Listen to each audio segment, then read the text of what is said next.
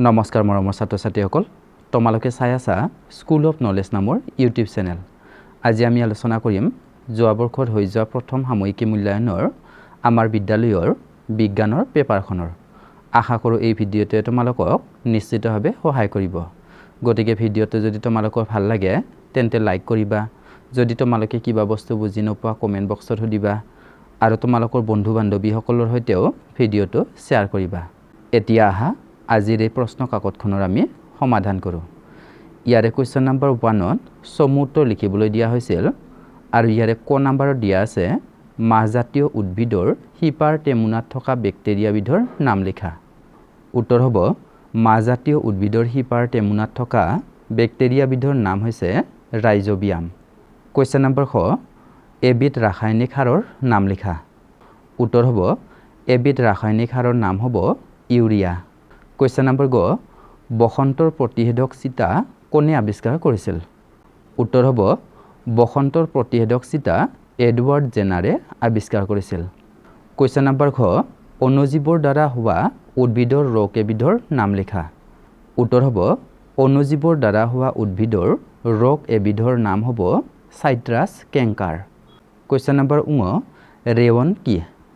উত্তৰ হ'ব ৰেৱন হৈছে চেলুলোজৰ পৰা প্ৰস্তুত কৰা ই সম্পূৰ্ণৰূপে সাংশ্লেষিক নহয়। কুৱেশ্যন নম্বৰ প্ৰথম প্ৰকৃতিত পোৱা বহুযোগী এবিধৰ নাম লিখা। উত্তৰ হ'ব প্ৰকৃতিত পোৱা বহুযোগী এবিধৰ নাম হ'ব প্লাষ্টিক।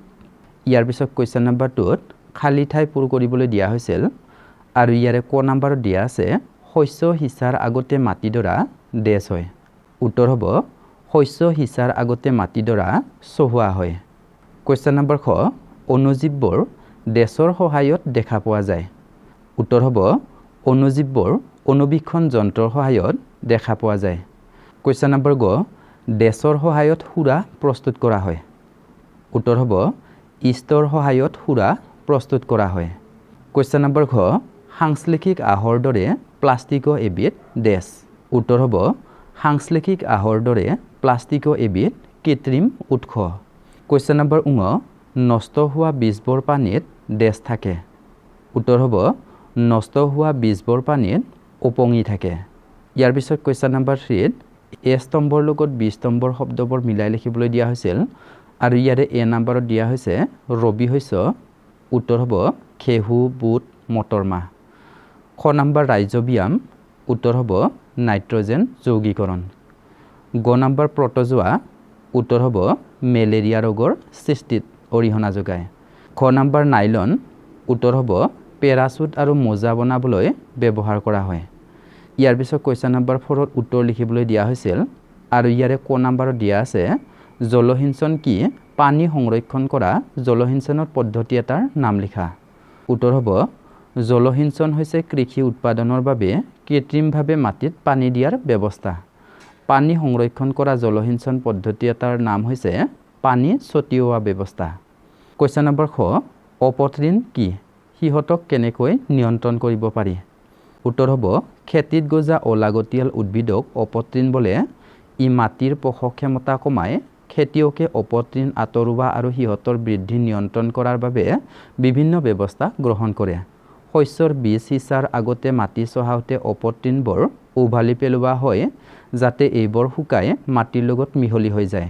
কিছুমান অপতৃণনাশক ৰাসায়নিক দ্ৰব্য ব্যৱহাৰ কৰিও অপতৃণ নিয়ন্ত্ৰণ কৰিব পাৰি। কুৱেশ্যন নম্বৰ গ অণুজীৱৰ ডাঙৰ ভাগবোৰ কি কি।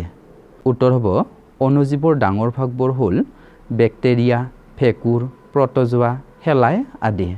কুৱেশ্যন নম্বৰ ঘ ঘৰত খাদ্য সংৰক্ষণ কৰিব পৰা দুটা পদ্ধতি লিখা। উত্তৰ হ'ব ঘৰত খাদ্য সংৰক্ষণ কৰিব পৰা দুটা পদ্ধতি হ'ল এ নম্বৰ শীতল ভাণ্ডাৰত খাদ্যবস্তু থৈ আৰু বি নম্বৰ খাদ্যবস্তু ৰ'দত শুকাই পানীমুক্ত কৰি। কুৱেশ্যন নম্বৰ পেড কি ইয়াৰ পৰা বনোৱা দুটা সামগ্ৰীৰ নাম লিখা। উত্তৰ হ'ব পেড হ'ল পলিয়েষ্টাৰৰ এবিধ পৰিচিত ৰূপ। ইয়াৰ পৰা বনোৱা দুটা সামগ্ৰীৰ নাম হ'ব বটল আৰু বাচন বৰ্তন। কুৱেশ্যন নম্বৰ প্ৰথম মাটিত বায়ুমণ্ডলীয় নাইট্ৰজেন যৌগীকৰণ কৰিব পৰা অণুজীৱসমূহৰ নাম লিখা।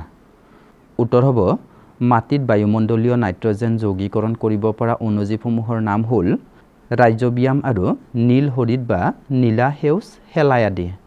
ইয়াৰ পিছত কুৱেশ্যন নম্বৰ 5ত পাৰ্থক্য লিখিবলৈ দিয়া হৈছিল যিকোনো এটাৰ।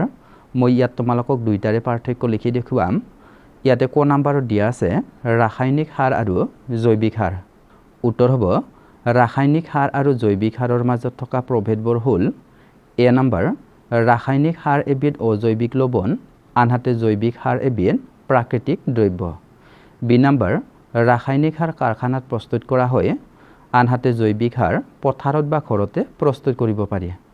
চি নম্বৰ ৰাসায়নিক সাৰে মাটিত হিউমাছ যোগান ধৰিব নোৱাৰে, আনহাতে জৈৱিক সাৰে প্ৰচুৰ পৰিমাণে হিউমাছ যোগান ধৰিব পাৰে। কুৱেশ্যন নম্বৰ খ তাপ নমনীয় প্লাষ্টিক আৰু তাপ দৃঢ় প্লাষ্টিক। উত্তৰ হ'ব তাপ নমনীয় আৰু তাপ দৃঢ় প্লাষ্টিকৰ মাজত থকা পাৰ্থক্যবোৰ হ'ল এ নম্বৰ তাপ নমনীয় প্লাষ্টিক তাপ দি লেহুকা কৰিব পাৰি, আনহাতে তাপ দৃঢ় প্লাষ্টিক তাপ দিলেও সহজে লেহুকা নহয়। বি নম্বৰ তাপ নমনীয় প্লাষ্টিকবোৰ তাপৰ সুপৰিবাহী, আনহাতে তাপ দৃঢ় প্লাষ্টিকবোৰ তাপৰ কুপৰিবাহী। চি নম্বৰ তাপ নমনীয় প্লাষ্টিকবোৰ খেলনা, ফণী, নানা ধৰণৰ পাত্ৰ তৈয়াৰ কৰাত ব্যৱহাৰ কৰা হয়, আনহাতে তাপ দৃঢ় প্লাষ্টিকবোৰ টিভি ছেট, বাচন বৰ্তনৰ হেণ্ডেল, যান বাহন আদিত ব্যৱহাৰ কৰা হয়। ইয়াৰ পিছত কুৱেশ্যন নম্বৰ 6ত দিয়া হৈছিল এণ্টিবায়'টিক কি? এণ্টিবায়'টিক গ্ৰহণ কৰোঁতে কি কি সাৱধানতা অৱলম্বন কৰিব লাগে? উত্তৰ হ'ব যিবোৰ ঔষধে বেমাৰ সৃষ্টিকাৰী অণুজীৱবোৰক ধ্বংস কৰে অথবা সেইবোৰৰ বংশবৃদ্ধিত বাধা জন্মায়, সেইবোৰ ঔষধক এণ্টিবায়'টিক বোলে।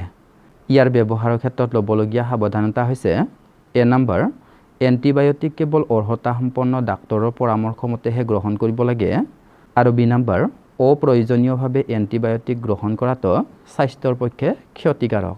কুৱেশ্যন নম্বৰ 7 অণুজীৱৰ উপকাৰিতাৰ বিষয়ে চমুকৈ লিখা।